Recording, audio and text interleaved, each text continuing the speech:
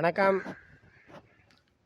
தமிழக வெற்றிக் கழக தலைவர் விஜய் அவர்கள், மக்கள் தலைவன் விஜய் அவர்கள்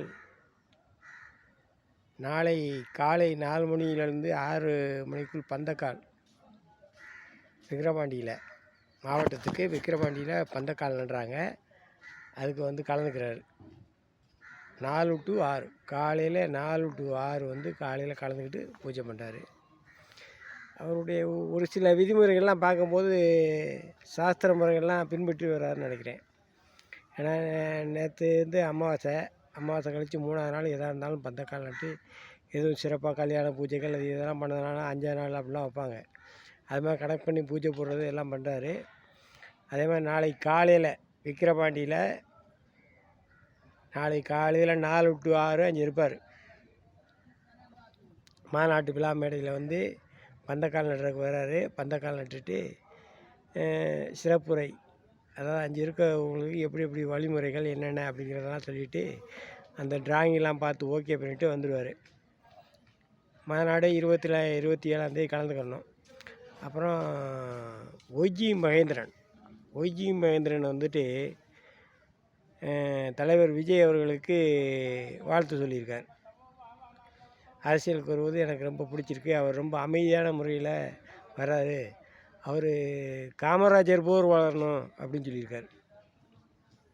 என்ன சொல்லியிருக்காரு? காமராஜர் போல் வரணுன்றார். காமராஜர் தமிழக தலைவர்களில் ஒரு முக்கியமான தலைவர். ஏன்னா தலைவர் போஸ்டிங் கூட வேணாம்னு சொன்னப்போ, ஃபஸ்ட்டு தலைவர் போஸ்டிங்கை வேணாம்னு சொன்னப்போ நீங்கள் தான் தலைவராக இருக்கணும் அப்படின்னு சொன்னது யாருன்னா பெரியார் அண்ணாலாம் இருந்த அப்போ தான் காங்கிரஸில், இந்திய தேசிய காங்கிரஸில் இருந்திருப்பாங்கள்ல, அப்போ பெரியாரே நீங்கள் தான் இருக்கணும் அப்படின்னு சொன்னார். அந்த லெவலுக்கு நடந்துக்கிட்டு வரவர். அதுக்கப்புறம் அவர் பேசுனான்னு வச்சுங்க, ஒரு விஷயம் சொன்னார்னா அதானே நீ தான் செய்கிறேன்னு அப்படின்னு சொல்லிட்டாருன்னா அவர் தான் செய்யணும். இந்த மீட்டிங் பொறுப்பு ஒன்று தானே அப்படின்ட்டாருன்னா அவர் தான் செய்யணும் அப்படிங்கிற மாதிரி நடந்துக்குவார் காமராஜருடைய அதே மாதிரி மீட்டிங் அப்போ ஒரு ட்ரிப்பு அரசியல் மேடையில் உங்கள் ஆட்சியில் விலைவாசி உயர்வு இருக்குது அப்படின்னு சொன்னப்போ அது 67 68 எலெக்ஷன் நினைக்கிறேன். அப்போ ஒரு வார்த்தை சொன்னார். ரொம்ப நாளாக நான் சிறு வயதுலேருந்தே அதை திரும்ப இல்லான்னு சொல்லும்போது கேட்பேன். அவர் சொன்னது உண்மைதான் சொல்லுவாங்க. ஏன்னா அவர் என்ன சொன்னார்னா ஒரே வார்த்தையில், பொருளாதாரத்துக்கு தகுந்தபடி விலைவாசிகள் சற்று உயரும் அப்படின்னு சொன்னார். அது உண்மைதான். பொருளாதாரத்துக்கு அது நான் இப்போ என்னுடைய வாழ்நாளையும் நான் பார்த்து உண்மைதாங்கிறத புரிஞ்சுக்கிட்டேன். பொருளாதாரத்துக்கு தகுந்த மாதிரி விலைவாசி சற்று உயரும் அப்படி சொன்னார். அதை நம்ம அதெல்லாம் விலையெல்லாம் இறக்கிடுவேன் அப்படின்னு சொல்லி கேட்கல அவர் ஓட்டு. பொருளாதாரத்துக்கு தகுந்த மாதிரி சற்று உயரும்னார். அதே மாதிரி அறிஞர் அண்ணா அவர்கள் இந்திய எதிர்ப்பு போராட்டம் அதிலெல்லாம் கலந்துக்கிட்டு சிறப்பாக பண்ணார்.